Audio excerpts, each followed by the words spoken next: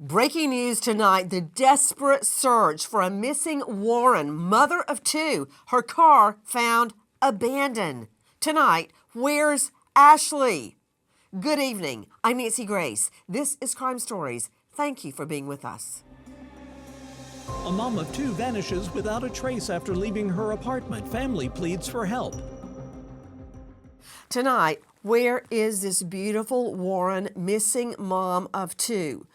Her mother is tipped off, as we have seen most recently, with a very odd series of texts that don't sound like her. Let's start at the beginning. Listen. Just after the new year, Ashley Elkins leaves home early in the morning. Her family sees her leave wearing a long black coat with fur around the hood and black leggings. With light freckles on her face, just 10 minutes after Ashley leaves, her mother, Monica, arrives. You know, the mom arrives just after she leaves. How many times have I heard witnesses, families say, I just missed her or him, and that chance miss makes all the difference. Listen. I texted her I had a dream of her car being stolen. And she replied back, "Aw, man," which was weird to me. So I FaceTimed her. She didn't answer. Well, talk about a mother's intuition. That's from our friends at WXYZ in Detroit. So mom, believe it or not, has an eerie premonition type dream where her daughter's car gets stolen. So she tries to go immediately to visit the daughter. She misses her literally by minutes. She wants to tell her about the dream, so she texts her and gets this odd response going, "Oh man." That doesn't sound like her daughter at all. So listen. Monica Elkins arrives wanting to tell Ashley about a dream she had. Having just missed Ashley, Monica sends a text to her daughter about the dream she had involving Ashley taking her mom's truck while leaving her car in the driveway. Ashley replies to the description of the dream, writing, "Aw, man." Monica feels this is a strange and uncharacteristic response for Ashley and attempts a FaceTime call immediately upon receipt of the text from Ashley's phone. But Ashley doesn't answer the FaceTime. Joining me, an all-star panel, including family of Ashley's. First, I want to go to Brian Fitzgibbons joining me, Director Operations USPA Nationwide Security, leading a team of investigators to find missing people, and not only that, Marine and Iraqi war veteran. Brian, thank you for being with us. Nobody knows a child, and this is a grown child, Ashley, this gorgeous young mom of two, like your own mother. Nobody knows you like your mother. The mom has this eerie premonition dream, and she doesn't just call. She goes over to the apartment, to Ashley's place, to tell her, whoa, I had this crazy, powerful dream. Ashley's not there. She texts and then gets a text that she thinks is off. How many times, Brian, does law enforcement, God bless them, they're the best witnesses I've ever put on the stand, ignore hunches or intuition? I don't ignore it. We see it all the time, Nancy, in a number of cases that you and I have discussed. In this case, Ashley's mother was immediately able to recognize something that was deviating from Ashley's normal pattern of behavior. The lexicon used in that text, not answering the FaceTime, very concerning. Also joining me, Scott Eicher, founding member of the FBI Cellular Analysis Survey Team. Let that sink in. Founding member of the FBI Cellular Cell Phone Analysis Survey Team. Homicide detective, 12 years, missing people, currently with Precision Cellular Analysis. Scott, isn't it true that the lexicon, the vernacular used in texts, can raise a red flag? Most definitely. That's one of the first things that we try to do when we're dealing with a missing person is deal with the last people that have talked to them. Things that are important are is the phone ringing to directly to voicemail? Is it going through a bunch of rings and not being answered? I agree that not answering a FaceTime and an odd text back. We've seen that hundreds of times. Well, recently we saw it in a heartbreaking case of Gabby Petito. Listen. On August 27th, Petito and Laundrie get into another dispute in public. A witness says Gabby is crying and Laundrie is visibly angry. On August 30th, Gabby Petito's mother gets a text message where Gabby refers to her grandfather by his name, Stan. This text message was considered odd by Petito's mother, Nicole Schmidt. Schmidt tells police that Gabby never calls her grandfather by his first name and it doesn't sound like Gabby. Calls to Gabby are unreturned. On September 1st, Brian Laundrie arrives in Florida without Gabby Petito. Gabby is missing. Laundrie isn't talking. Petito's body is found September 19th. She died from strangulation. I mean, joining me right now is longtime colleague, investigative reporter Alexis Tereshchuk, crimeonline.com. Alexis, come on. You know my dad and my mom. Would I have ever said, hey, mother, where's Walter Malcolm Gray Sr.? Of course that's not her texting. No, and that's what her mother knew immediately. Ashley's mom, she knew that when she sent her this thing, and it's sort of a desperate message. I had this terrible dream, and the dream was so bad that I've come to your house. You're not here. She missed her by 10 minutes. Instead of writing back, oh, Mama, I'm fine. I'm safe. Don't worry about it. And I have my car. All she gets back is, oh, man, that's not something that she would ever have heard from her here's daughter. Another problem, Alexis. I better throw this to our veteran trial lawyer, Ben Powers, joining us. He's at Legal Powers, LLC. Hey, Ben, it would be a cold day in HELL that I tried to introduce something in front of a jury I couldn't prove. That's why I've never even considered psychics, even though many of them have actually helped find dead bodies and missing people. They have. But to tell a jury that, they would possibly discount the whole state's case if one of them is a non-believer. Same thing with premonitions or dreams like Mom had. But Ben Powers, in this case, I think I'd bring it on because not only did the mom have this premonition dream about her daughter, she woke up and went, I'm going over there. That's real. It's not just something she made up later. She got in the car and went over there to warn her daughter. It was that strong. I believe I would let that into evidence. So I think that statement alone probably is not a good idea to bring into evidence by itself, but it certainly tells the story and humanizes the story. It's a concerned mother. She has a bad feeling. She texts her daughter. She gets an odd response. 10 minutes later, her daughter's gone. And so then you anchor that to the rest of the story through admissible proof, admissible evidence, possible forensics, cell data.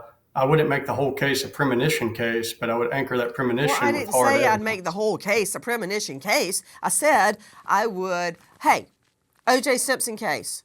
The timeline started with a dog, Akita, wailing in the background. The neighbors described it as a plaintive wail. Okay?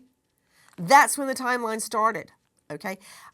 In this case, when the mom goes over there, goes to the daughter's place after a bad dream, it was so vivid, that's where I would start my timeline right there. And do you recall the name Kelsey Barrett, Ben Powers? Do you know that name?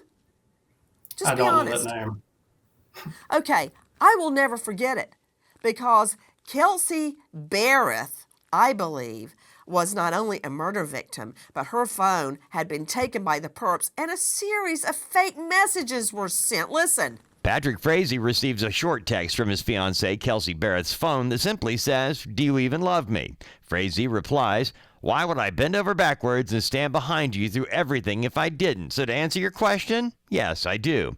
Turns out those messages were typed and sent 3 days after Patrick Frazee had murdered Kelsey Barrett, and he was in the middle of covering up the crime with the help of his mistress turned state's witness, Crystal Lee. Prosecutors proved Frazee beat Barrett, his fiancée and mother of his child, to death on Thanksgiving Day. He is sentenced to life without parole.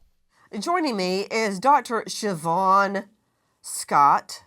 Dr. Scott, psychotherapist and author of The Minds of Mass Killers, Understanding and Interrupting the Pathway to Violence. If that didn't give you a nightmare, I don't know what would. But Dr. Scott, aside from the mom's premonition, I'm moving on. Why do people believe they're the smartest one in the room? They can outsmart everybody. I go into the room thinking these people know more than I do about this topic. Okay? That's a given. But why do people think 3 days after Kelsey goes missing, they can send a series of fake text messages and fake everybody out? Why are people that arrogant? Yeah, yeah, you're really describing somebody with what we call the cluster B disorders, right? And that's somebody with a criminal mind.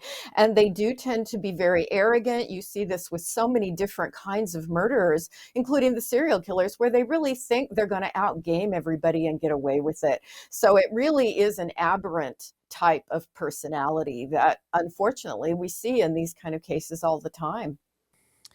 Well, mom doesn't just knock at the door and then go back to business as usual. Listen. During the day of January 2nd, family members reach out to Ashley Elkins with minimal success. Hours after sending a text but not answering a FaceTime call from her mother, another family member gets a text from Ashley saying she is going to a beauty supply store. This isn't the way Ashley Elkins usually communicates with the family, and her mother says Ashley's phone is turned off after the text about going to the beauty supply store before it is turned back on again. Look at this beautiful young mom of two. I mean, she's gorgeous. Let me see the picture right before that really showed off her skin. Look at her. She doesn't even look real. She's so beautiful. Where is Ashley? So, mom, beside herself, listen. So I said to her, just be mindful about your surroundings and, pay attention where you're going. And she didn't call back. That's not like her. And she never called back. And she never texts back. I don't know how mom is even able to speak right now. Ashley gone, can't find her. The two little children want mommy. Oh, by the way, that's from our friends at WXYZ Detroit. So let's move forward. She goes to the house, knocks on the door. She can't find Ashley. The family joined together to start looking for Ashley. This is so uncharacteristic. Listen. Monica Elkins gets a text reply from her daughter, Ashley, but the text isn't consistent with the way Ashley texts. Later, when another text is received from Ashley's phone, it's not sent in the way Ashley normally texts. Family members are concerned when they can't get Ashley to answer the phone, so they use the Find My iPhone app to locate her phone. According to Ashley's phone, her last known location was in the 20,900 block of Pinehurst Street in Roseville. By the time family members drive by, there is no sign of Ashley Elkins or Ashley's 2010 gray Chevrolet Malibu. So what exactly is a ping? What does it mean? And how reliable is it? Scott Eicher, founding member, FBI Cellular Analysis Survey Team, what is a ping and how reliable is it? Pings are things that you can see. Well, let's start with Find My iPhone, because that's very important. People can do that for their family members if they have that set up. That's very important to get a more quicker look at it before they get the police involved if they're just trying to find their friend or family member. You can get pings from the phone companies themselves. Now, that takes a court order, that takes information that someone's missing or endangered, but we can get that also. Now, the accuracy of the pings does depend on the terrain and what type of system's being used to do it. So sometimes they're very accurate. They use GPS, we can get it down to like 10 meters, very accurate. Sometimes those pings are very large, 1,300 meters, stuff like that. So it really just depends on the type of technology that is being used and where the phone is at that point in time. Of course, it has to be on to be able to ping it. A Michigan hairdresser sends odd text to family, then disappears. What happened to Ashley? Where is this gorgeous mom of two? Her family distraught. And speaking of family, joining us right now is her uncle, Maurice Morton, coincidentally, a former Wayne County homicide prosecutor. Mr. Morton, thank you for being with us. Ashley's family, mom, siblings, get in touch with you almost immediately. What was their state of mind at that time? They were frantic. I mean, they were very upset. Ashley was missing at this point. They were asking me about the 48 hours, right? They're like, oh my gosh, we know that after 48 hours, things tend to go south. And they had a lot of questions about, these type of investigations. They wanted my assistance at that time dealing with the police and the media, because at that point, the police weren't convinced anything had occurred.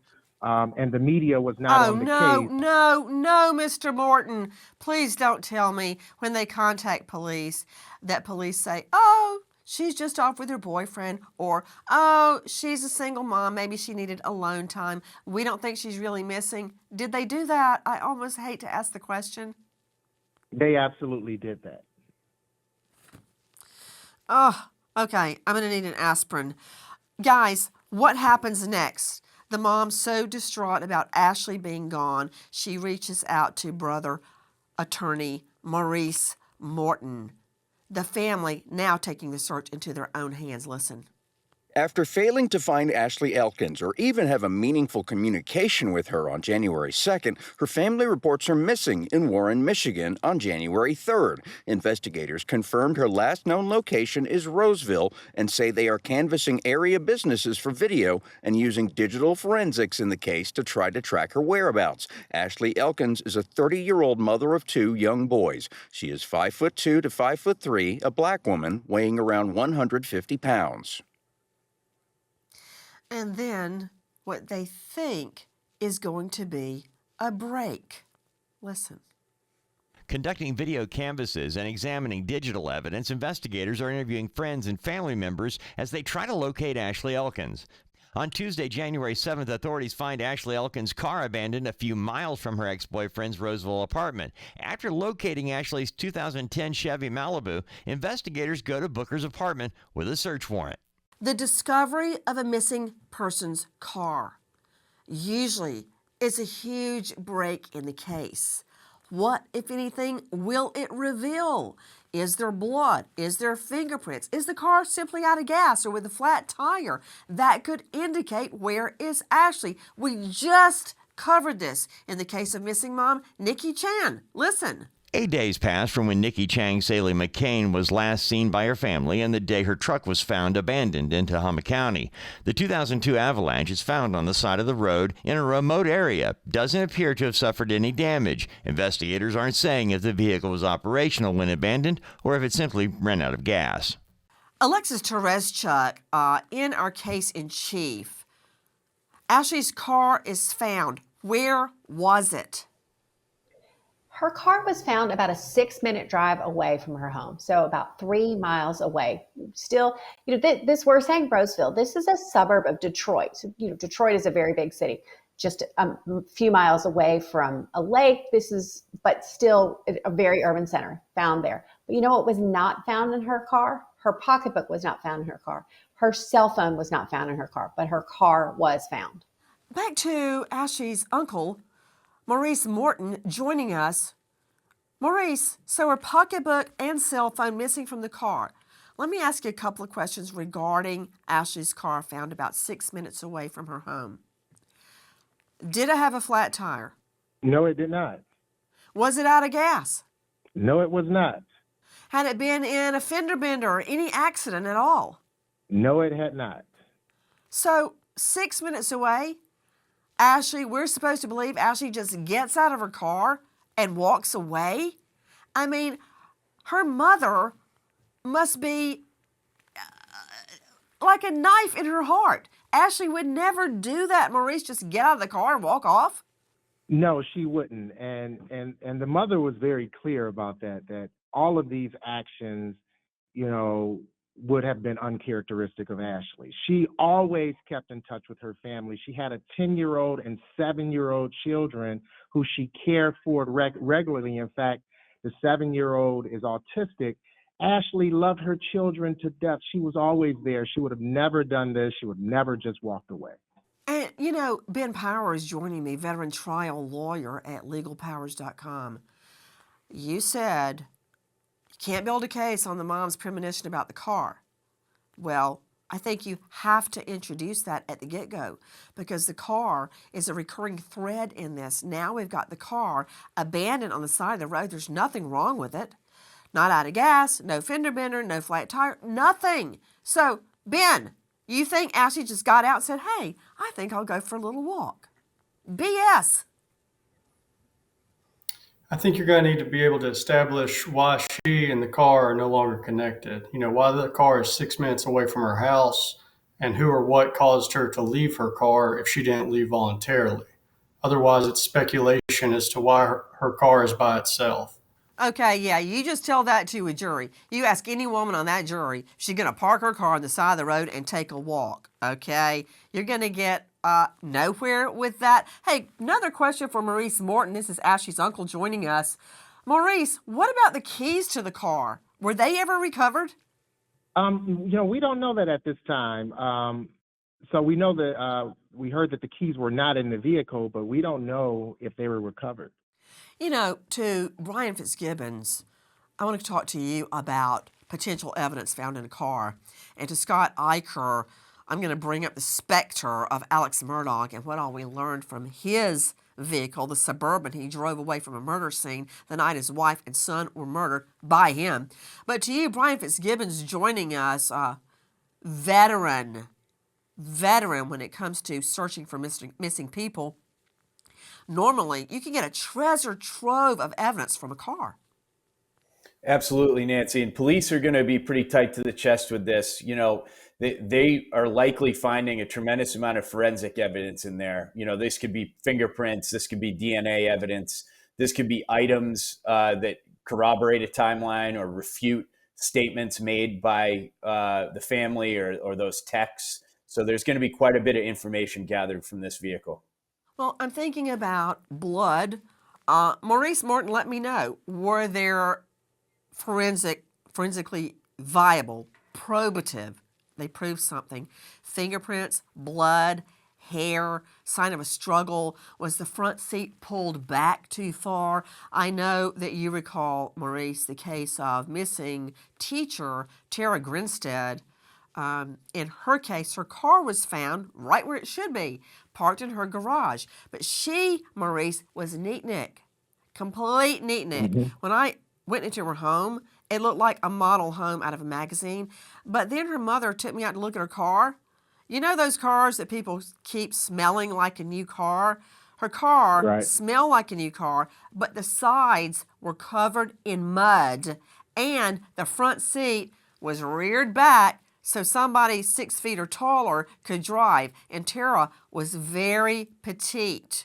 So there's all kind of evidence you can get from a car. Do we know if the driver's seat was pulled back for a taller person? We don't know. Unfortunately, the police have not given us a whole lot of information about the vehicle. What they have said, though, interestingly, is that there is substantial evidence. And they use the word substantial without getting into detail, and they use those words quite a bit. So, we're guessing that there was, possibly quite a bit of evidence they found. Scott Eicher, you're hearing what Brian Fitzgibbons and Maurice Morton are saying, but I want you, founding member of the FBI Cellular Analysis Team, I want you to think about what else we can learn from this car. This car was of a model and make that should have some sort of navigation system in it. As you recall from the Alex Murdaugh double murder trial, we learned more about nav systems than we ever wanted to know. For instance, we know exactly when Alex Murdaugh cranked up his Suburban and left the murder scene.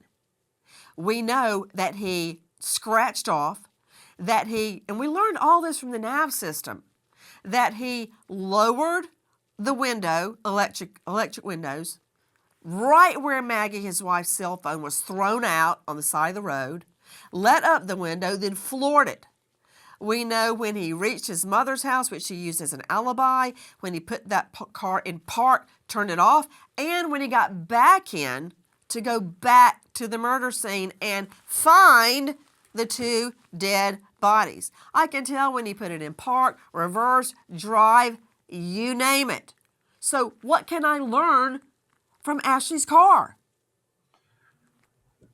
Nancy, there's a ton of stuff you can learn from the car. As you said, the vehicle telematics, there's a lot of programs that we can use to download the data from the car itself. Just plug it in like a mechanic does, and it downloads all this information like you talked about in those other cases. It's very accurate and very helpful in cases. A lot of the cars also have cell phones in them. That's helpful to us too. We can ping a car. We can use tower information to help us track a car over time. There's tons of information you can get from a car, not only the physical evidence, as you mentioned, but the vehicle's information, when brakes were applied, when an accident occurred. All that information is recorded in some of these cars. Please join us on our mission to find missing people, especially children, to solve unsolved homicides. If you're on the go, catch us on your favorite podcast app where you can get all of our content where we, in our own way, seek justice. Police suspect foul play and disappearance of Michigan mom. Where is Ashley Elkins? What more do we know? We know that in addition to feeling someone had been following her as she drove her car, there were a lot of red flags. No one really knew how to interpret. Listen.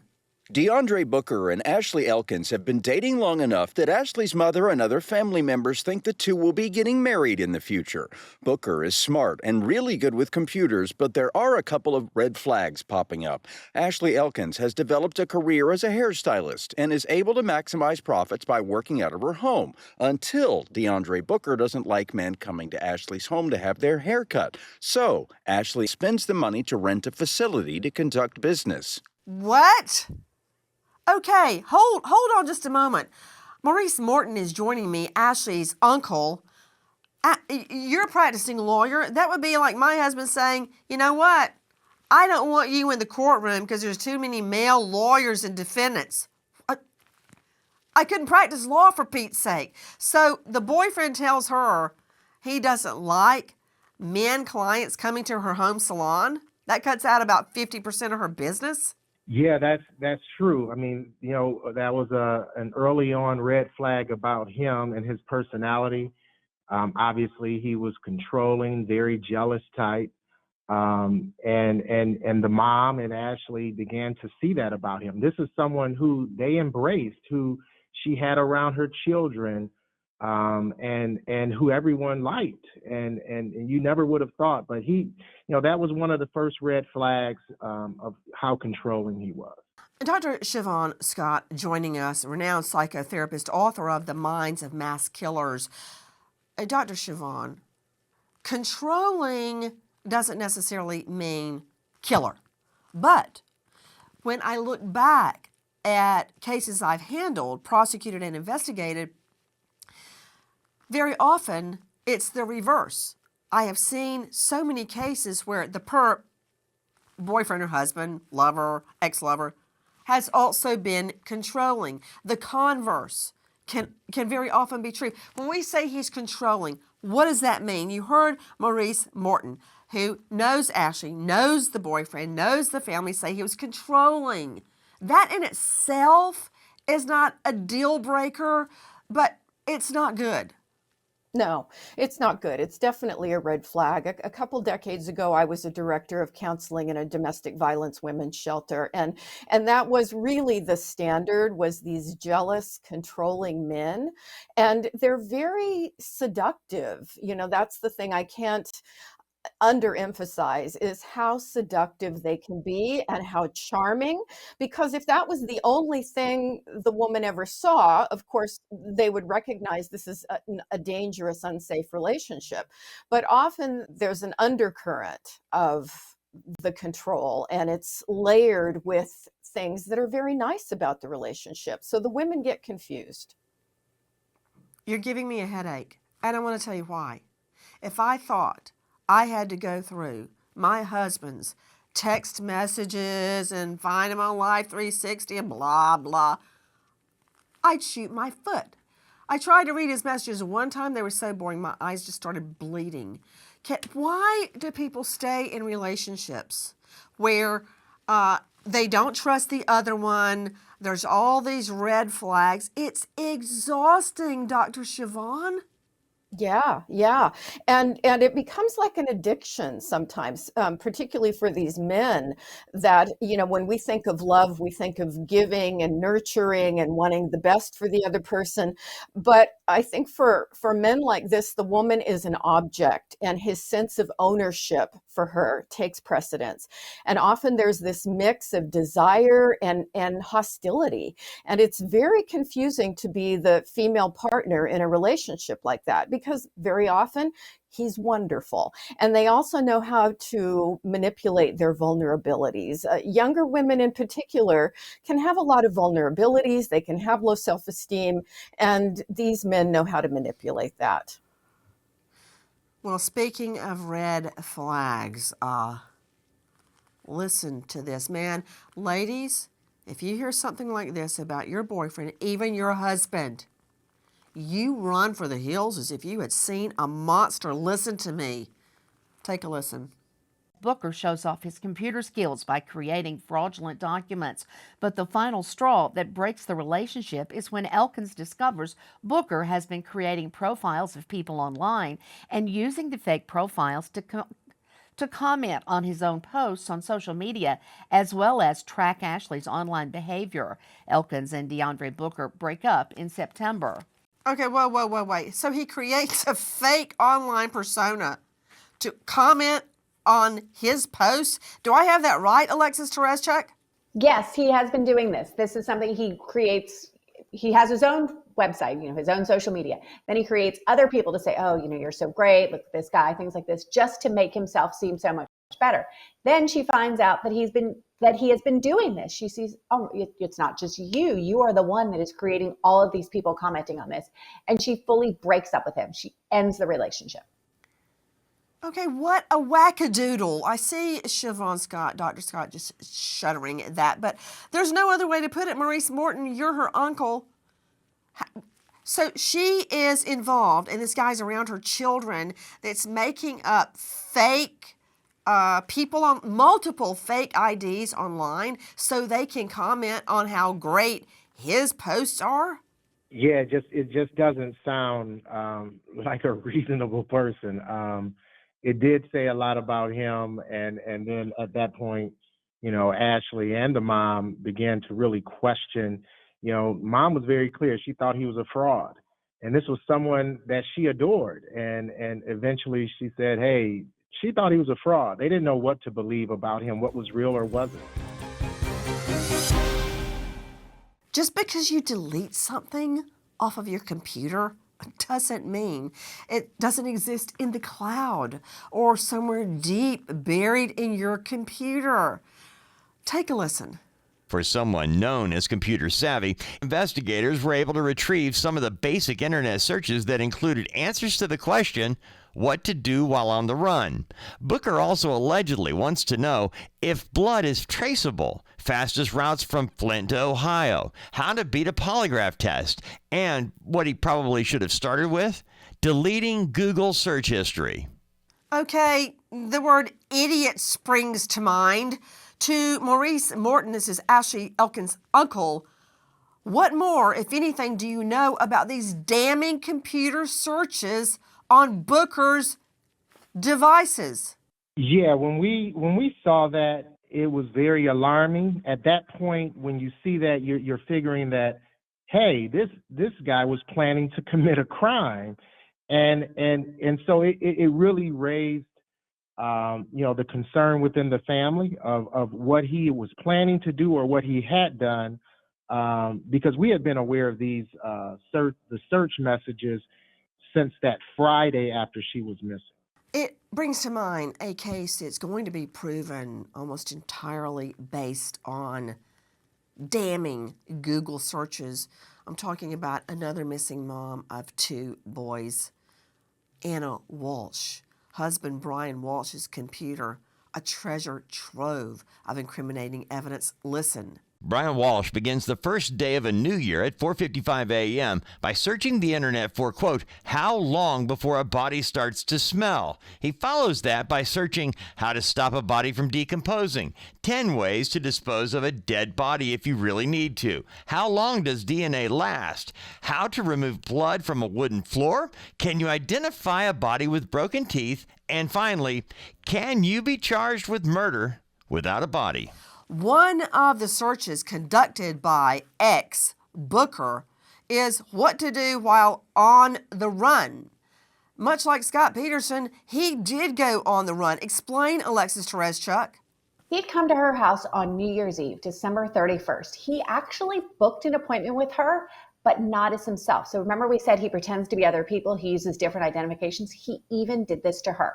So he booked an appointment at her home salon, the one that he didn't like her to have, and showed up at her house. She saw him from inside the home, and she had people over at her house. She told everybody to be quiet. He knocked on the front door. He knocked on the side door. Everybody stayed inside and didn't make a sound, and then he left. So then people try to find him. Nobody can find him. He is just as missing as she is for a couple of days. Then police are finally able to find him.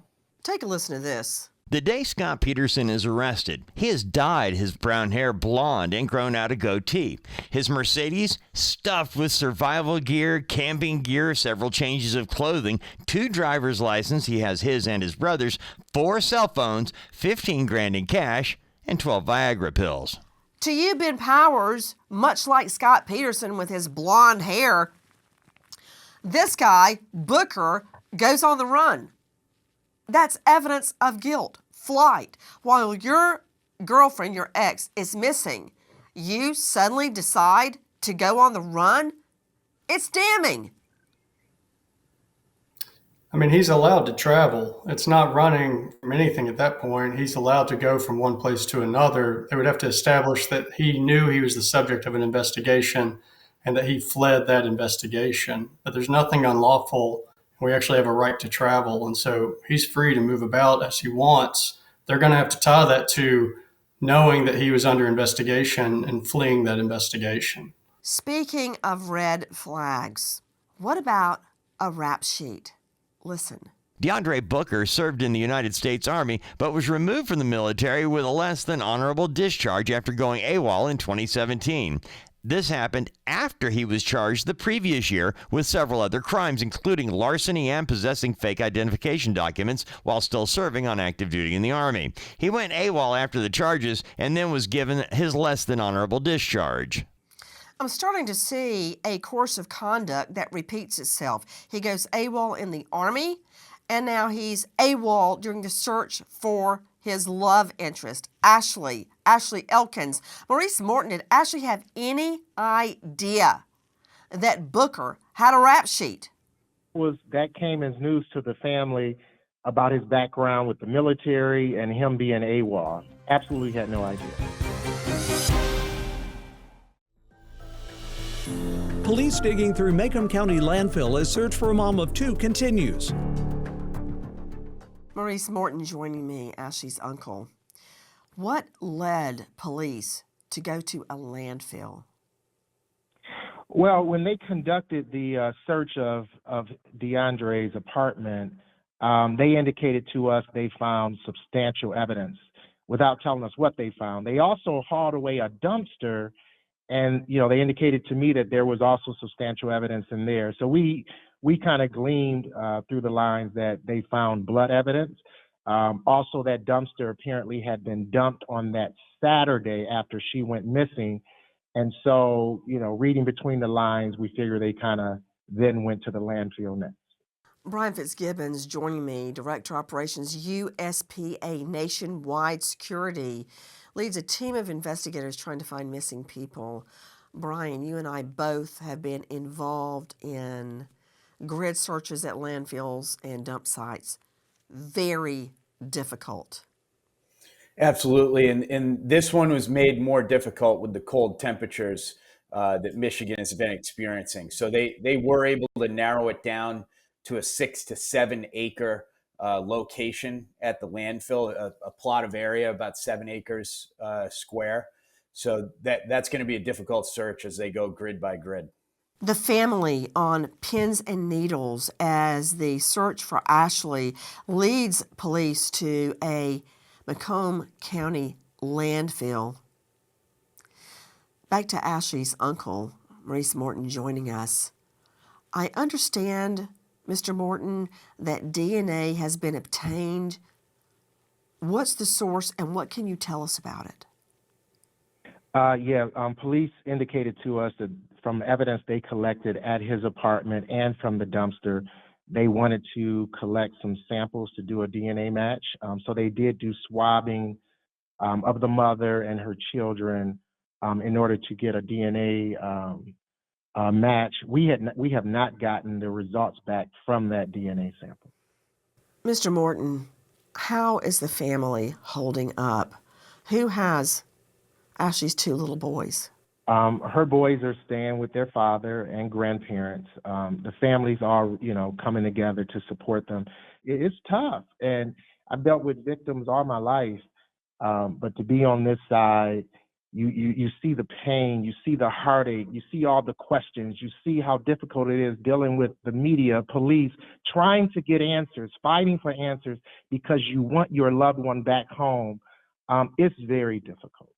If you know or think you know anything, maybe you saw her car, maybe you saw her, maybe you saw DeAndre Booker driving her car, please dial Warren PD 586-574-4784 or Roseville Police Crime Stoppers toll free 800-SPEAK-UP. That's 800-773-2587. Her boys want their mother. One of them unable to understand what's going on. He's autistic. Let's stop and remember an American hero, Jacqueline Montanero, U.S. Department Homeland Security, who died trying to save her own daughter from a fire. Served over 16 years with Homeland Security, leaving behind husband, now widower, William, and daughter, Elena. American hero, Homeland Security, Jackie Montanero. Thank you to our guests for being with us tonight, but especially to you as we do our best to find missing people. Nancy Grace signing off. I'll see you tomorrow night, 6 and 9 o'clock sharp Eastern, and until then, good night, friend.